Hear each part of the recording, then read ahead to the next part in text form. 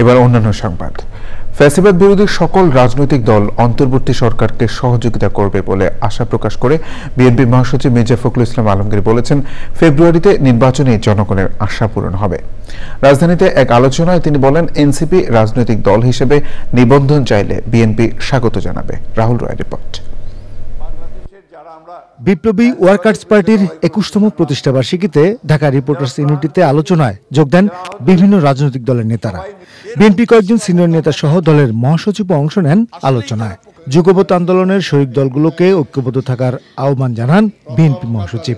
আমরা আশ্বস্ত হচ্ছি যে সামনে ফেব্রুয়ারি মাসে একটা নির্বাচন হবে, তার মাধ্যমে আমাদের কিছুটা হলেও আমরা আমাদের সেই আশাগুলো পূরণ করার একটা সুযোগ তৈরি হবে। বাংলাদেশের যারা আমরা ফ্যাসিবাদের বিরুদ্ধে লড়াই করেছি, সংগ্রাম করেছি, যারা প্রাণ দিয়েছি, যারা আহত হয়েছি, সবাই মিলে আমরা অন্তত একটা গণতান্ত্রিক রাষ্ট্র ব্যবস্থা আমরা নির্মাণ করতে চাই। মির্জা ফখরুল বলেন, রাষ্ট্র গঠনের যে সুযোগ এসেছে তা কাজে লাগাতে হবে।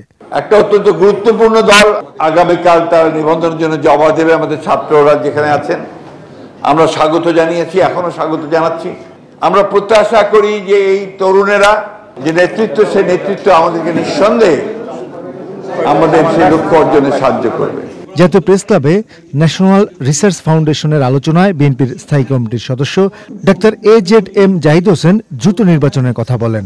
জনগণের সামনে যান, জনগণ যাকে ভালো তাকে গ্রহণ করবে, যাকে ভালো মনে করবে না তাকে আস্ত করে নিক্ষিপ্ত করবে। জনগণের শক্তিতে বিশ্বাস কেন করেন না? কেন নিজেরা মনে করেন আপনারা কয়েকজন লোক যা বলবেন সেটি বাস্তবায়ন হতে হবে? রাহুল রায়, চ্যানেল আই, ঢাকা।